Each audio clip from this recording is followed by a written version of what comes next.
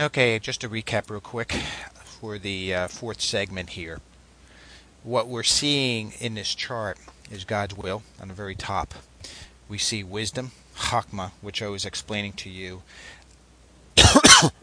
is a spark of inspiration. It's something that's nonverbal. This is at the level where our Creator starts communicating with us. And then understanding is where we can take that wisdom and communicate it, whether it's through song, through word, through a picture, or numbers. We can do it at this point. Understanding. It's also where we can apply it. You can teach understanding by how do you do something. Say, just watch me. You know, how often have we tried to teach somebody something, and they can't really understand it until they actually see it done. So understanding encapsulates that. The word for understanding at this point is called binah, and that's the idea of what binah means. Now, in the middle here, you actually see unique perspective. Now, before I start explaining what that means, think of this. In Daniel, at the very end of Daniel, it says that in the end of time, or the end of days, meaning where this world will cease to be and a new world will start. A world that is focused upon the Creator and not its own ends. It says that people will go to and fro, and they will, and knowledge will increase. Many have stated that, this is the internet, proliferation of books, that knowledge is widespread. And the to and fro, I've heard various people say that means that we can fly, such as on jetcraft from one place to another. Actually, that's not what it means at all. The idea of to and fro, meaning swinging, think of this as a pendulum. Swing to wisdom and then back to understanding, and back to wisdom and back to understanding. In the very middle here, this unique perspective can also be called da'at, which is the word knowledge, or typically translated as knowledge. So when you read Daniel and you see that word knowledge is talking about this midpoint between wisdom and understanding. So the to and fro means that you're going to the Creator, you're getting a little bit of inspiration, a little bit of wisdom. Then you pop back to understanding, and then you pop back again, and back and forth, back and forth, back and forth. It's like a fire. You go into front of a fire. You get too close. What happens? It just gets a little too hot. So at that point, you move back, try to cool off a little bit.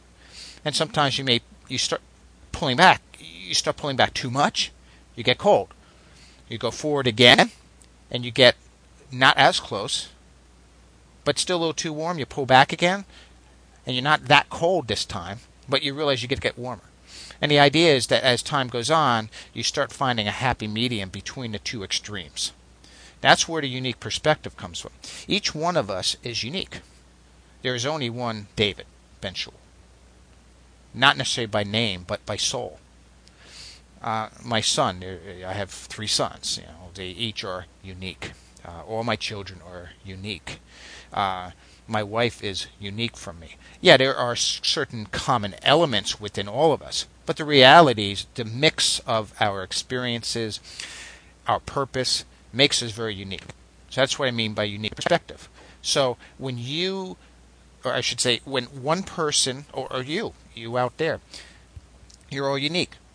What one person may gain wisdom and understanding, though it's from the same source, it might be slightly different for each individual and how it's expressed. So this is the idea. You go back and forth, back and forth. You go towards Creator, get wisdom, you pop back to understanding, you share it. Learning is a great thing. And I encourage everyone to sit down and read and learn and meditate on and contemplate the Torah, contemplate the Psalms. I mean, Psalm 1 even tells us, what did King David do? He contemplated what? The Torah. He went back to the first 5 books. He contemplated. He thought them through. And what does contemplate ultimately mean? So, how do I apply this to my life? How can this transform my way of thinking, my thoughts? How can this change my heart? How can this change my actions?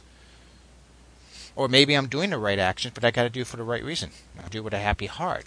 I got to do it for the sake of the Creator, not my own purposes. So that's the idea here. Is Torah, helps us to transform ourselves. So anyway, bouncing around a little bit, but that's what this unique perspective is about. Where we're each different and unique in our perspective and unique in our expression. Now that doesn't mean that you should be contrary to Torah, but rather you may have a unique expression of Torah, and that's perfectly legitimate. So we've got wisdom, understanding, and or knowledge in the middle. Swing back for it. Now we all have the ability to communicate with our Creator, and we all have the ability in which to meet with Him and to get a download from Him, a spark of wisdom. And then we got to think about how do we apply that wisdom, and Torah helps us do that. So we get our heart and our mind in order, we get our hearts in order. That wisdom feeds through us. All right, let's pop on down to the very next slide here. And we see in this slide is the next level. Now, what I was at in the wisdom and understanding level, right on the top part there, is the intellectual level, is what I was focusing on. The next level are your emotions, and what are our emotions comprise? Well, this may surprise some people, but our emotions go from one extreme to the other, meaning we go from attraction to rejection.